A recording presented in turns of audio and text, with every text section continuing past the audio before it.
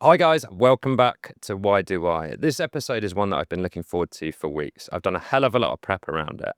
We're going to be talking about why intimacy, physical intimacy, tends to dry up a little bit when you're in a long-term relationship.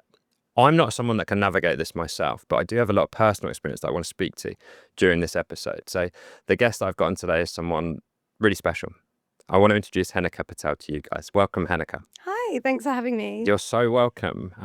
I wondered if we could just start by digging a little bit into your background and why you're here today. Yeah, absolutely. So I'm the founder of the School of Sensual Arts, and we create experiences and education for deeper connection, expression, and intimacy. And we do that through the ancient Indian arts and psychology. So Tantra, yoga, Ayurveda, and I can explain a little bit more about what those are later on, and psychology as well. So really getting people to think about our sensuality and our intimacy as something that we can learn, not just something that we kind of expect to know, and kind of change the narrative into it being like a wonderful lifelong adventure rather than something that can, well, really stay under the surface for a lot of individuals and couples. Okay. Yeah. And I mean, we've already had a prep call, and you know that as a man, I have a slightly natural reticence to talk about anything spiritual. Is that something that you see a lot in your practice? Yeah, I think so. And that's why our tagline is come for the pleasure, stay for the soul, because a lot of people will come searching the orgasms, the intimacy. But the thing is, when you open the door to feeling more pleasure, you open the door to feeling all of life's sensations more deeply. So you can't only pigeonhole feeling more pleasure, you will also feel your pain, you'll also feel your anger, you'll also feel that grief that you haven't faced from 10 years ago. And that's often what happens when people come into that search for more pleasure, that first they're actually met with those other unattended parts of their human experience. And I think that's where you could say the spirituality or the self-development part of the process comes in. Yeah. Yeah. What led you to going into this field? Yeah, I definitely didn't know anything about this, to be honest, before. My previous career was very different. It was law. And I experienced 4 griefs between the ages of 10 to 14. And while I was like a very creative and I loved to dance, I was very in my body as a child. After that happened, I moved from my body into my head. And I guess the education system rewards you for being in your head, doesn't it? So kind of thrived on that and escaped into my mind, and training my mind and just sort of blocking out what was happening in my body. And that was fine up until a certain point. But then I was in my mid-20s. I had the job, the partner at the time, and the apartment, all of that stuff. And I was really unhappy. But it was more than that, because where I really felt this work begin was in my relationship. And I felt like if I'm meant to feel something in a relationship, and I'm meant to feel something particularly in intimacy, and I was feeling nothing. Right. Like I was feeling very numb. Yeah. And I could justify that for my work. You know, I was like means to an end. Like I had that approach of everyone does some boring things, you know, to get the bills paid. But one place that I couldn't come to terms with that being the case was in a relationship. And I loved that person. And I didn't have the tools to navigate how to have that conversation, because it's such a minefield talking about intimacy.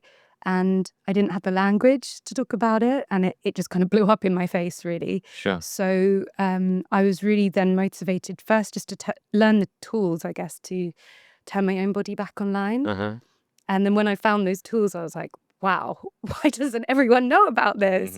You know, and I became really passionate about creating spaces for these conversations to happen. Yeah. Because I was really lonely when I was trying to navigate those conversations. And even in friendships that I have had at that time in my early 20s, it was kind of brushed across. Right. No one wanted to talk about like what happens when intimacy goes wrong and when it's not great. Everyone wants to gloat about it, you know, and when it goes right.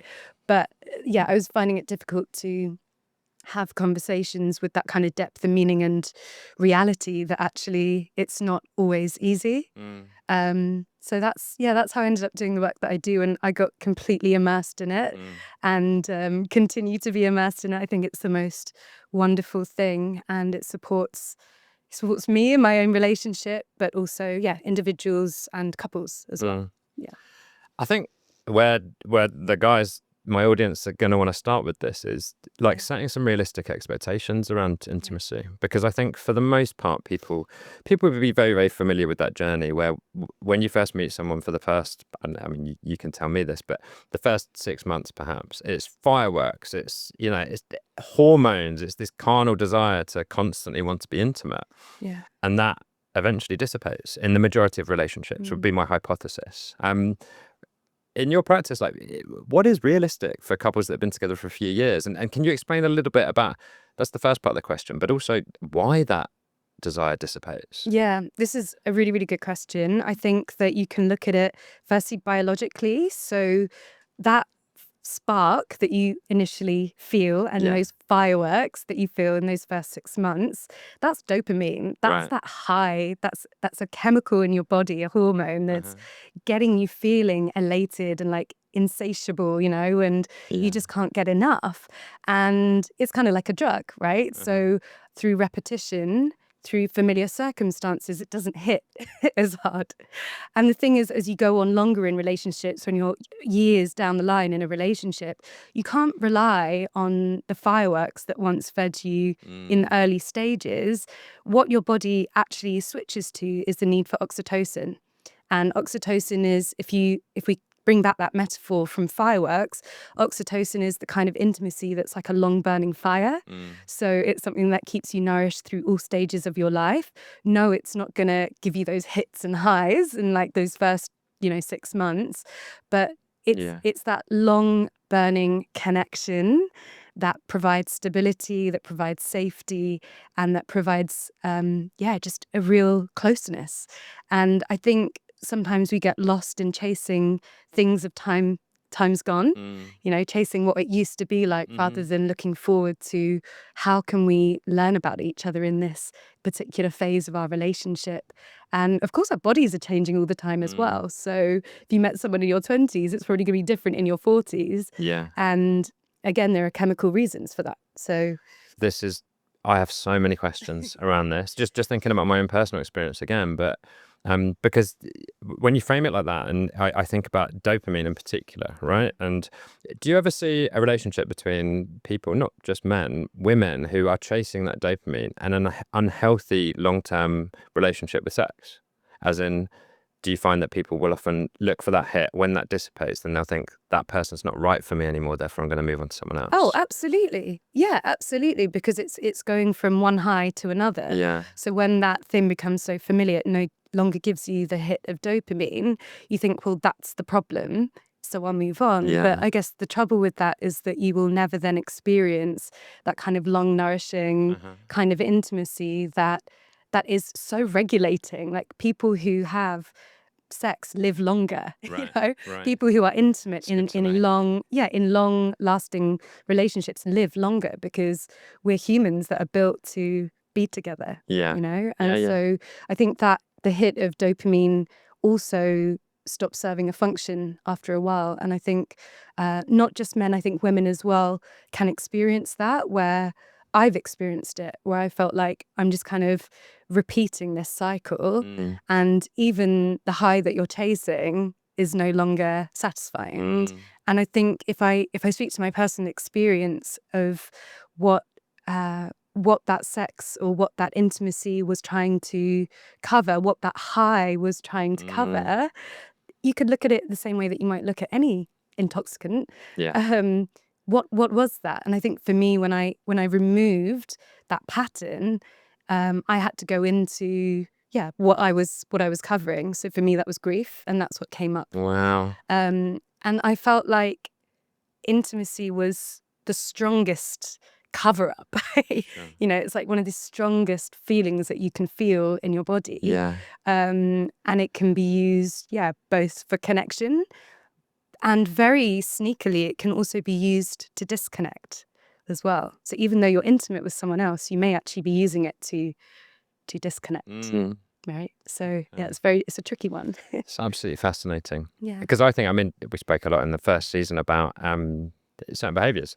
Let's call it fuckboys, right? Yeah. Let's just lay it out on the Yeah. table, right? And when I think about it through that framing, I think perhaps, what I can say is that sort of behavior isn't right, but I can start to understand it a little bit more because it feels like it's more of a yearning for that feeling, Yeah. that feel-good feeling of dopamine, Yes. and also intimacy as well. Yeah. So it's really interesting to apply it. Yeah. When you consider some of the people that you interact with, that you coach, and the people that have longer term relationships, that are fulfilling sexual relationships, how do you go about doing that when you see or you feel desire starting to wane a little bit? Yeah. So this is usually the point where they'll come into the School of Sensual Arts. So Right. And can I just ask on that? yeah. At what point in the journey is that usually? Yeah, What's a so normal point? well, I think it's when you feel like intimacy is starting to fade. Yeah. So you might still love that person, or you might feel like, is it? You might start to have feelings like, is it because of me? Is there a lack of attraction in me that my partner's not interested? Or these kind of thoughts and feelings might arise. And I guess at that point, you might start to either continue that separation where it just goes on and gets further and further apart and you get less and less intimate. Or you could think, what are some new tools that we could use to bring ourselves back together? And I suppose that's the tools that we would share. And yeah, in that experience, I love working with those couples because, again, they see intimacy as something that you continually work on. You don't have it nailed. You never have it nailed, actually. And that's not a bad thing. Like, that's curiosity, that's adventure, that's playfulness, that's being able to have a laugh when things aren't as sexy as you imagine them, but you try something. Yeah. And I think that's what keeps the spark alive, right? Instead of chasing something from a time gone. I can imagine it takes a huge amount of maturity and bravery to take action around intimacy. Yeah. And before we started filming, I sort of said, this episode makes me feel quite emotional. And it's because I can really relate a lot of this stuff to my last relationship. And I was with somebody for 5 years, we lived together. And I would say the primary factor why we ended up breaking up, we didn't identify it as the time, but when I reflect on it now, was because our intimacy dried up.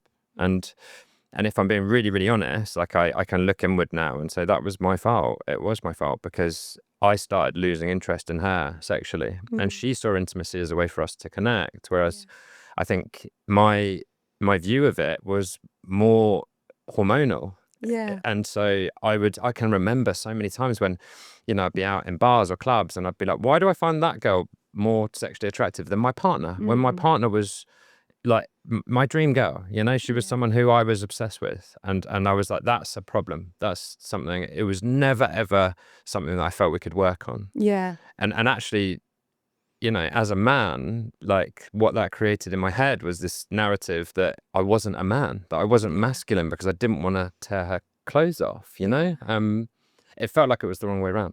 Yeah. And I think it's really, really common, this experience. Yeah, very, very common. And I think that the trouble is that we can't even have those conversations in the relationship because so much of, like you said, our self-worth is tied into I'm not a woman enough if he doesn't find me attractive, or I'm not a man enough if I don't make that approach. And I think understanding how our desire works and how it changes can be really supportive in that, and also thinking about how we choose our partner unconsciously also supports that. So we were talking a little bit about this before, about how sometimes you end up later down the line, you'll realize you've chosen someone that reminds you of your mother, your sister, like an ex-partner. And I think that has something to do with it because like in psychotherapy, you think about a couple fit. Why does one person feel attracted to another? There's those biological factors, the way someone smells, the way that they look. And initially you see someone across a bar and you're like, yes, you don't know why, just walk up to them. And later down the line, and this is the incredible thing about mammals, humans, we will know just by looking at someone and only know in our mind later on that they remind us of someone else. And they may not physically look like that, but let's say we have a parent who they're not there for us. We may then end up choosing a partner who doesn't feels like they don't choose us. Wow. Or let's say we have a mother that smothers us Yeah. to the point where we feel like we have no freedom. We might end up with a partner who is anxiously attached, who needs us to text them all the time. Right. And now attraction starts to fade because that thing that you found so attractive about them, that felt so familiar, that feeling of like, Yeah. I feel at home when I'm with you. It's like, yeah, you do feel at home because they remind you of Oh something. my God, this is so relatable to me. They remind you of something. Yeah. And that's the thing about like love at first sight. Right. It's the romantic view of it is, yes, that it does feel like that firework, but the reality of it is there's probably some work to do there underneath. And that's also an incredible opportunity if both people can see that and can offer you an alternative for you to work through. So let's say, for example, you are with an anxiously attached woman or an anxiously attached man or someone who is distant. If you could work with them and see that even if someone doesn't respond to your text, you're still in a safe relationship, you actually start to mend some of those parts from your childhood. And so intimacy can be healing, right, as well. But yeah, it takes it takes a lot of like being able to communicate through that. And I guess realizing sometimes what's happening in intimacy isn't always about what's happening right now with that person. Like it could be something that's happened a long time ago that is occurring and you're trying to resolve it. But yeah, it's God, hard. this is fascinating. Because when I reflect back on the kind of women that I would always refer to as my type, or women that I would say there was that immediate spark, it pains me to say this, but they were women that would remind me of my mum, and particularly very, very assertive women that would be like the light up a room, you know? But then the flip side of that would be I'd often sort of start seeing that person, and the characteristics which I thought were attractive would end up having the opposite effect, because they'd also remind me of some of the negative connotations or the negative parts of the relationship I have with my mum as well. So, but I just find it really interesting, like that desire, that the fact that you know that that's your person across a bar, is that all linked to childhood desire? Well, that's what psychotherapy would say, right? You know, and I find it amazing because it reminds me of like lions on a savannah. You know, it's like it's very carnal in a way when you see someone and you feel that attraction. And I think there's probably some parts of that attraction that, you know, we can't overanalyze as well. Like we could sit here all day talking about the unconscious desire, and that's what therapy does. You can talk about it till the cows go home.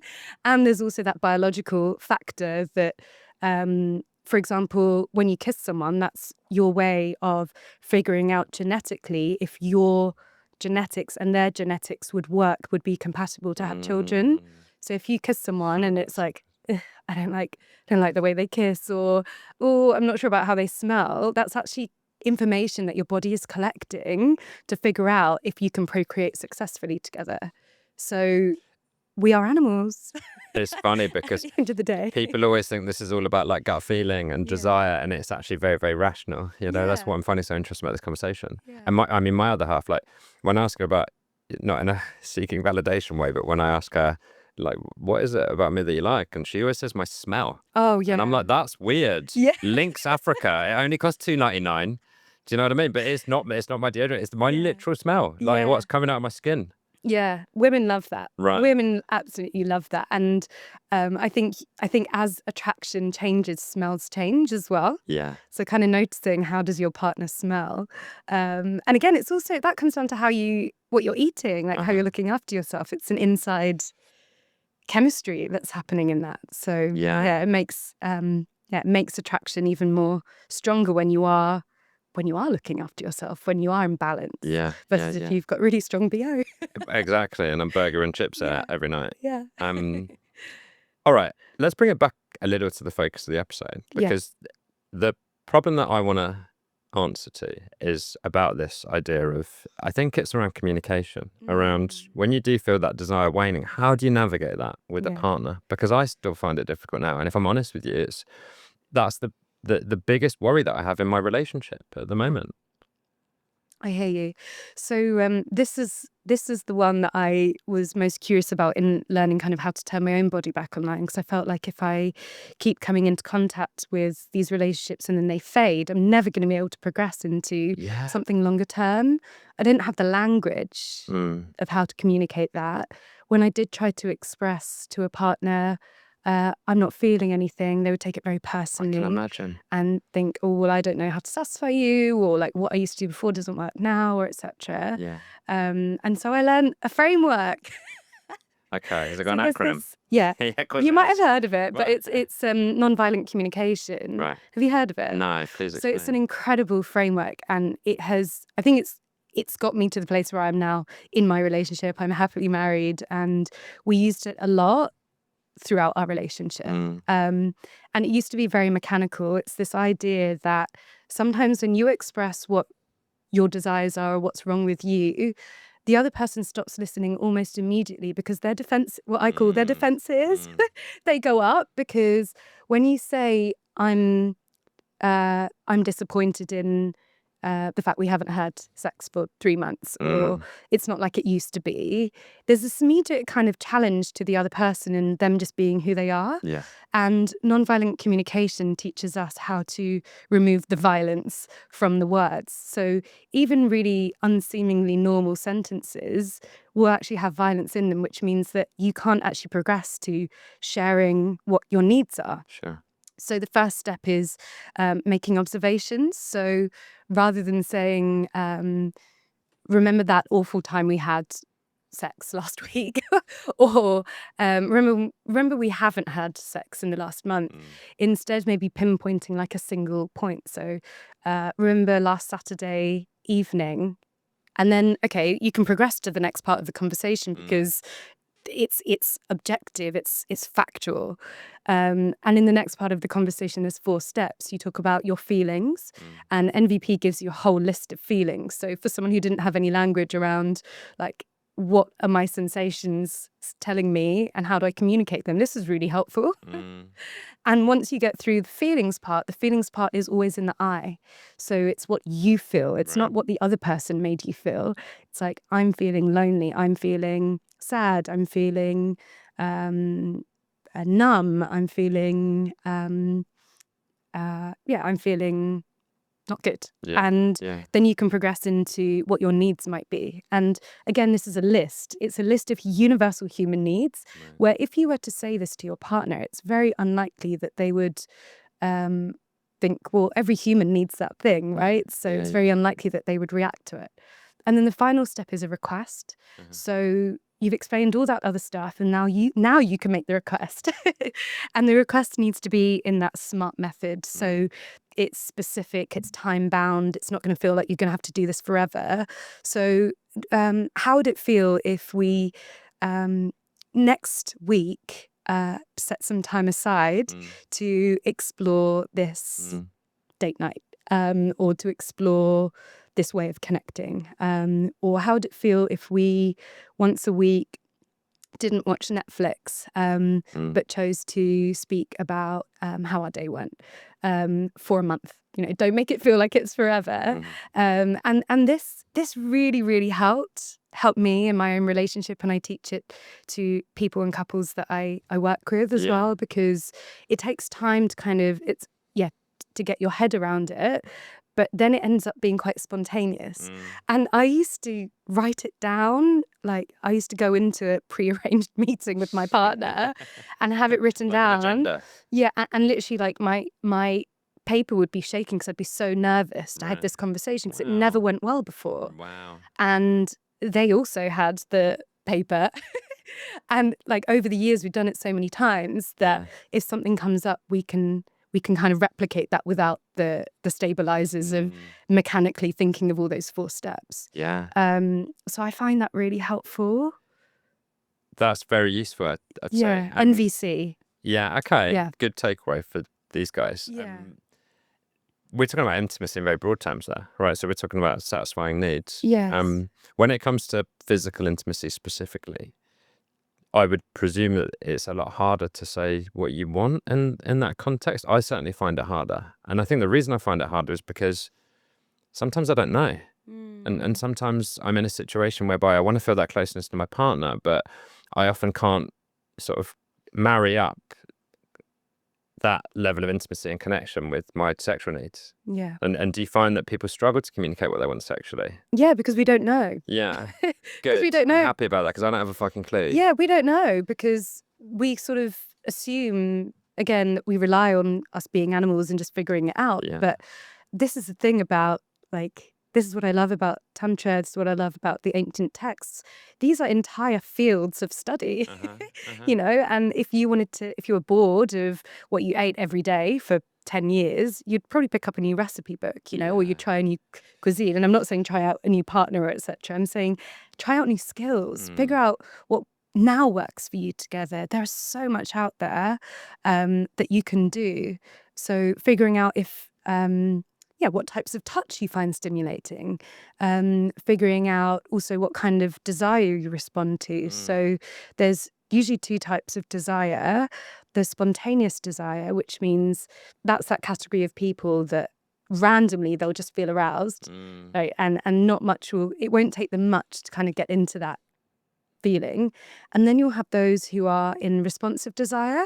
So you'll have to start with someone in responsive desire to have an intimate moment. So you'll need to maybe start kissing, you'll need to start touching, and only then will your desire respond. And the trouble is when two people, and this is what happens in a relationship that's a long-term relationship, spontaneous turns into responsive, and then neither one is starting.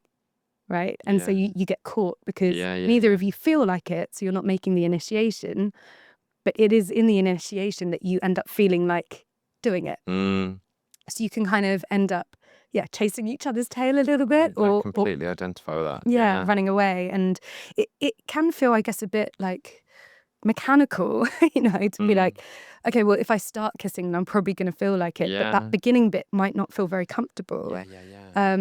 So it's figuring that out and having those conversations about when do you feel desire with your partner and what does get you in the mood. I sort of, there's a couple of things that I'm reflecting on with that, and like the first one is that coming from a place of, I don't know, there was a scenario with my partner, and I do want to be honest about this, whereby she would often not want to touch me intimately because she was scared she wouldn't do it right. And it created this self-fulfilling prophecy where I would feel frustrated that she wasn't doing it, and she was feeling frustrated that she wasn't able to do it right, therefore she wouldn't do it. And we just had to like open up a bit of communication, which was basically like, there is no wrong way of doing it. It feels good. And the more you do it and the more we talk about it, the better it's going to be, you know? But I found that conversation really hard to navigate because I almost felt like I'd let her down a little bit. And I think it's that thing of validation. It's like we are so physically and emotionally naked in intimacy. It's such a minefield. And I find particularly in the intimate moment itself, it's not a time for feedback. Right. And I think because it can really take a knock on someone's ego. God, I can imagine. Like you were describing there. So you can, and also not having any feedback in an affirming way can also feel like a knock of ego. Sure. Not that you have to fake it, not that you have to pretend that you're experiencing something that you're not, but you can also affirm what you would like more of. So instead of saying, why don't you touch me on my neck? You know, I love it there. You would say, I love it when you touch me on my neck. Like if they happen to brush past it, and immediately you bring someone towards you by saying that. You're like, oh, I did it right, you liked that. I'm going to do it more. And that's the tricky part, I think, in those moments where you're feeling like you want something other than what's happening. So affirmations are always good. That's useful. And I just wanted to touch on libido a little bit, and like to set the scene around that, like now is a really good example. I've had a really long couple of days. I feel very tired. The one thing I want, and I'm looking forward to more than anything else, is seeing my partner tonight. But it's not, it's sexually, I don't feel anything at the moment. I just want to be close to her and hold her and feel that. What's the difference between libido and that sexual desire versus that closeness? And where does libido come from? Can you stimulate libido? Yeah, that's a really, really good question. So what you're talking about there in wanting connection is the oxytocin, Yeah. right? You want to regulate together. And that's the thing. It's through regulation that you might actually feel relaxed enough to have intimacy Yeah. rather than the other way around. And that's the difference with the dopamine induced intimacy. It's like you would chase the high in order to feel relaxed, right? So that's the other way around. Right. And I think, yeah, again, you're sort of swings and roundabouts with it as well, because like you need to create also safety in a longer term relationship in order to feel that connection, in order to feel that safety. And you need to be well rested as well, Yeah. because it's Especially in that, marriage. yeah. Well, not to you specifically, but anyone in You general. need to be well rested. Yeah, we all need to be well rested.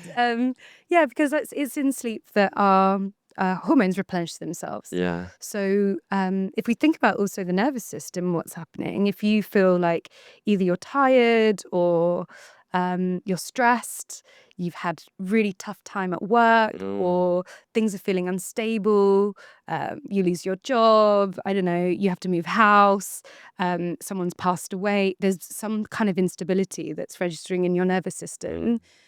Sexual desire is the first thing that gets put on the back seat. So it's not a necessity to stay alive to have sex. Yeah. Right. So what is necessary will take precedence, and yeah, your libido will go down. So there's this incredible study that talks about it in terms of like accelerators and brakes. So sometimes when we feel like we want more intimacy, we'll add more. So we'll try and do more like crazy experiences, or watch more extreme porn, or buy more underwear, or whatever it is. And actually what needs to happen is we need to put our foot on the brakes, which means we need to do things that will regulate our nervous system, so that we feel safe enough to connect. It's fascinating. Yeah. And again, I can really relate to that. And I can think about the distinction you make between dopamine and oxytocin is fascinating, because I remember periods in my life where I felt very unhappy or very low or very stressed out. And those times, slightly more hedonistic times, I guess you'd say, where I would seek out sex as a way to soothe myself. And almost like you said, it was that feeling, and also the intimacy that it created is false intimacy, you know? Yeah. But whereas now, like when I'm feeling like that, I don't look for that dopamine anymore. I look to be soothed and with a partner, someone that I love. But Yeah. it's taken me quite a lot of time and work to get to that point, you know? Yeah, absolutely. And I guess like coming back to your question around, so then what stimulates libido? Yeah. It's not always adding more. Sometimes it's doing less. Exactly. And that's quite strange to kind of wrap your head around, because it doesn't sound very sexy. Like, oh, if I go to the gym, if I go for a walk, if I read a book, if I do these things that relax me, I'm actually going to feel more in the mood when it comes to connecting, because I'm not in this overdrive or survival state. Yeah, so that's interesting. And also, I guess in the practices that we share, which are from the realm of Tantra, it's very much looking at how you can activate what we call Kundalini energy. And Kundalini is the experience of our sexual energy, but you don't have to have sex in order to stimulate that. So you can do that through breath practices, you can do that through movement practices. And it's this idea of we have our sexual energy stored in the pelvic bowl. So practices that can help us access that energy and cultivate that inside ourselves. That's what we're really interested in, in the tantric practice. Okay. Yeah. I mean, spirituality is obviously a big part of your practice. And Yes. is there anything else that you would urge people listening to sort of look at in that area? Like we talked about the Kama Sutra before, right? Like, Yeah. and obviously the idea of studying sex is a bit icky, I guess. But like, what would be the entry point into that world for someone like me? Yeah. Again, it's quite accessible now. There's so much out there in Tantra. And I think there's a distinguishment with Neo Tantra, which is where you find more of like the sting type of sexual practices, which is more what you find in the West. And then you have the Eastern practices that are more about understanding your sexual life force energy. So you can choose the one that, resonates more with you. Neither one is right or wrong. They're just different access points. But I do find people who usually enter through the sexual realm will end up intrigued about themselves, like how to think about your sexual energy and it being not dependent on someone else. And the use of sexual energy is also used for like healing yourself and your creativity, and there's so much on that realm that you can do with it. And it's that, Fascinating. I guess it's that vitality, you know, in ancient China, for example, in Taoism, emperors would have loads of concubines, Right. and they were so focused on keeping their life long so that they could remain being an emperor, that they cultivated these practices to cultivate their sexual energy for Right. vitality, to literally Wow. live longer. So that's where a lot of like those practices come from, which I Yeah. find fascinating too. God, I mean, there's a big orange man that could maybe do with some of that at the moment, you know? But Lots of repressed libido out there. Yeah. exactly. Yeah.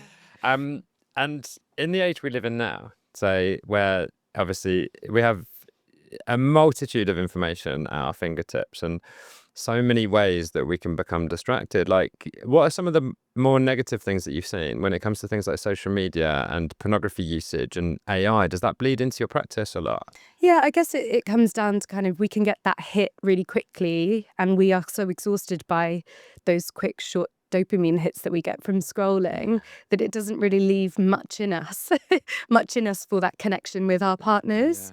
And sometimes there's that oversaturation of information as well. You know, you have one person telling you this, and then you read something else, and it tells you that. And I think it can get really confusing as well. So I guess kind of cultivating like how you use those tools, because porn as well, it is the majority.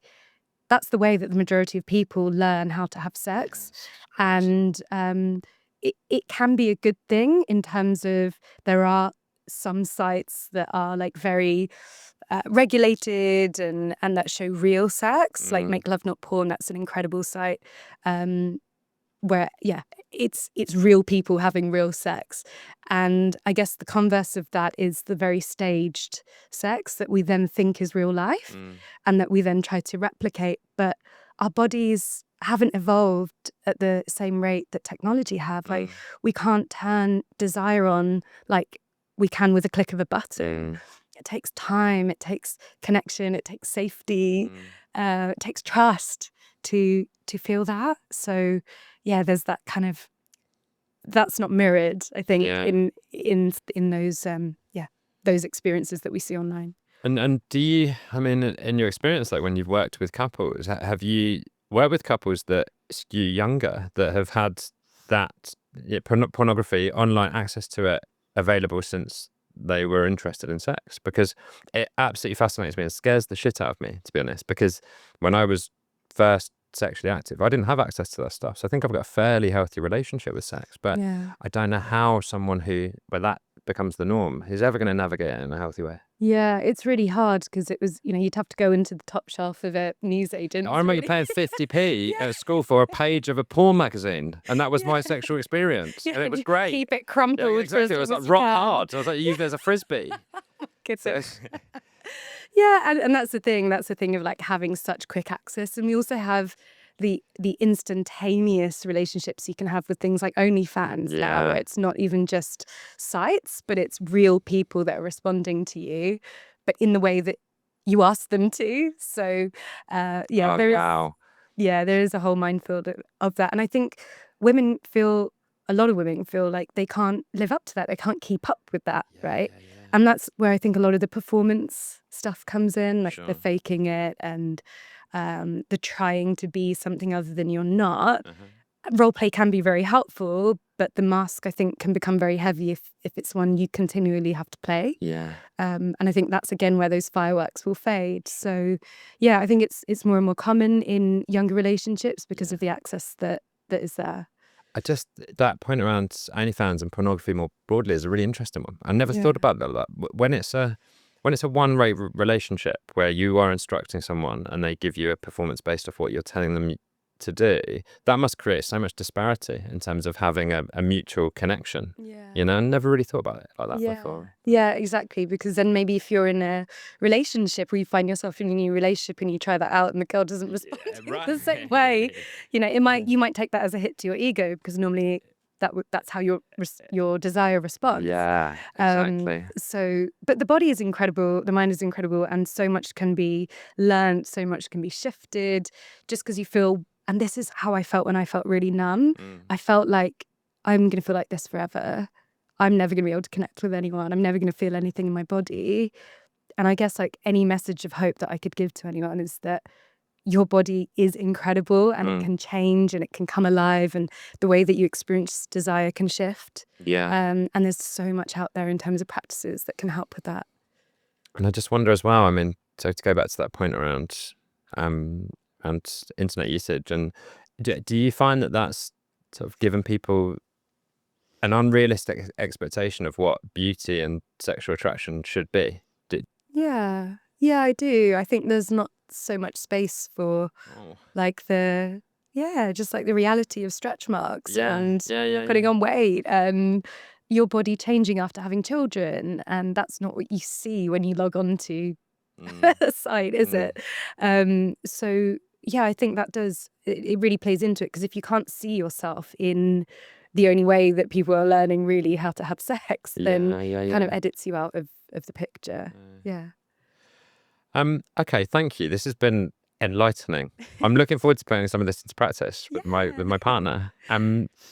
I've got some questions, and these are amazing because they're practical answers which will really help people. So some of these are from my audience, some of them are from the community that I run. Yes. I told them that you were coming on, and honestly, it went off. Amazing. We have a relationships channel, and so yeah. Do you mind if we rattle through a few of Let's do those? it. We Yeah. might cover a bit of ground already, but Okay. yeah, the first one's around fearing rejection, and it's when my partner loses interest, the other person usually asks, like, "Am I not enough for you? Am I not hot enough anymore?" And what's the best way of navigating that?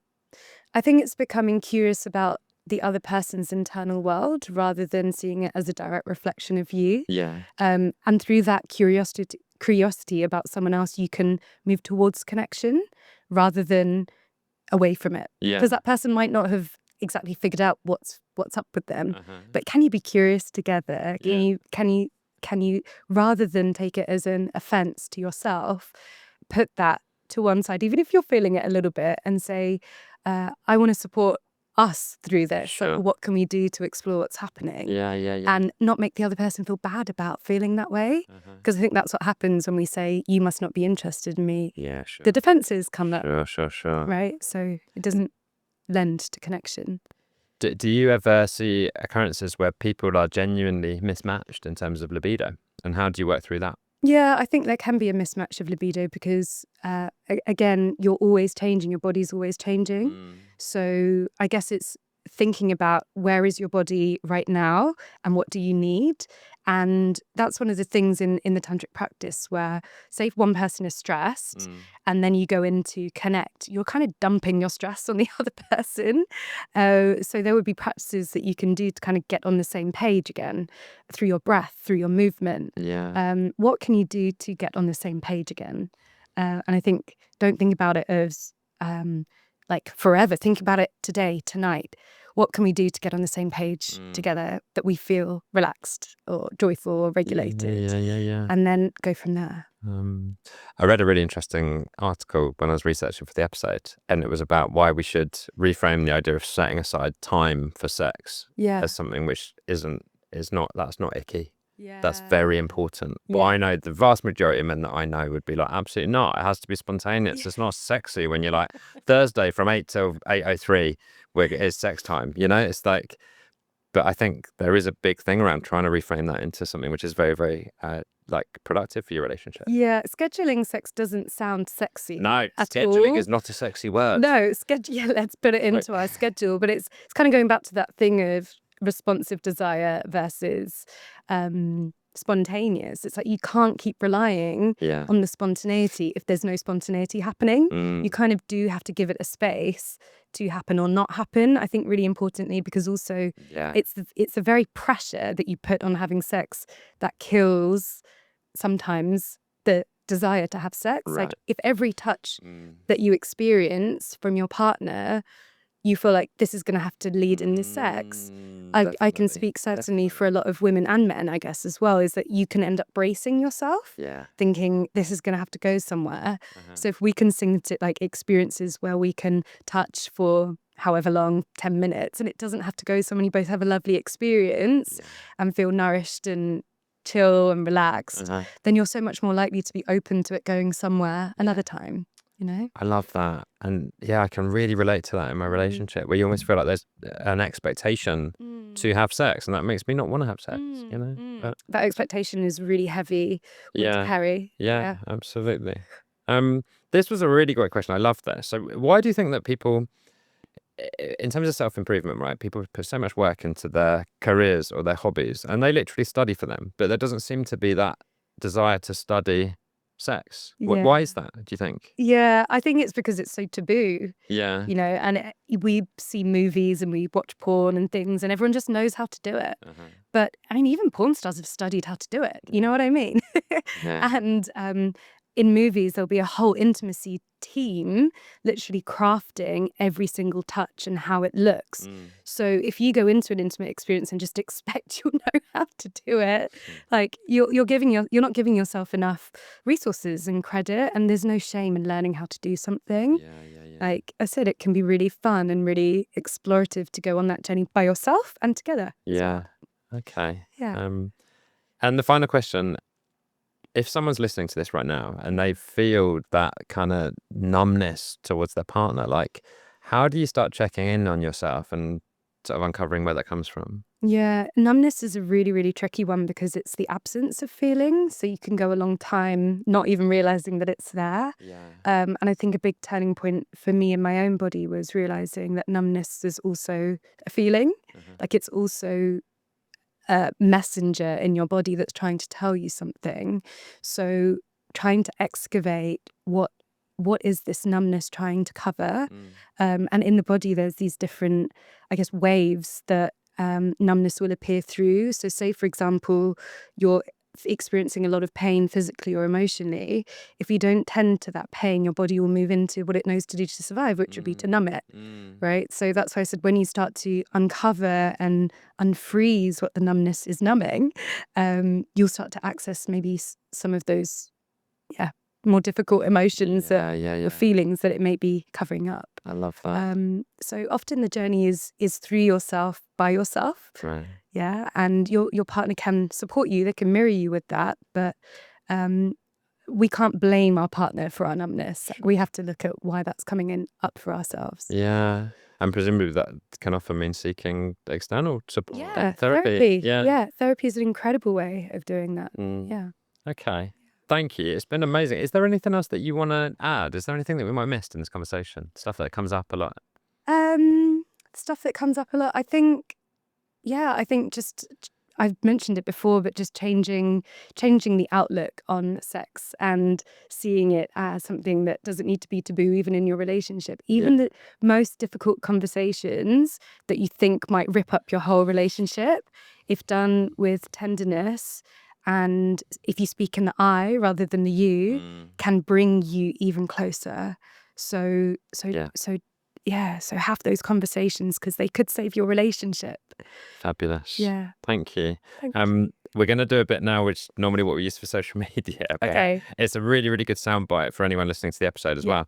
And the question is, what's your one piece of advice? If you could give one piece of advice for anyone looking to have better intimacy with their long-term partner, what would it be? Stop chasing the fireworks for sex and start tending to that long burning fire, and do that by taking out the expectation that touch has to go somewhere, hugs have to go somewhere, kisses have to go somewhere. Just lean into creating the circumstances. Amazing. Yeah. Okay, that's brilliant. That's definitely the thing that I'm going to take away from this episode, I think. Amazing. So, Thank you. Where can people find you? So I'm at the School of Sensual Arts, and we host in-person workshops and online workshops for couples and individuals, exploring Tantra, Yoga, Ayurveda for deepening intimacy and connection. So you can find me there. Amazing. And you're on Instagram? Yeah. And if you want to learn a bit more about it, I've written my book as well. So what's that called? Sensual. Amazing. Yeah. All right. Thank you so much. Thank you. And guys, thank you for listening in. Again, don't forget to like, share, subscribe, comment, whatever, any sort of action always helps. We've had some amazing guests already this series and we hope to continue doing that. So see you again for the next episode.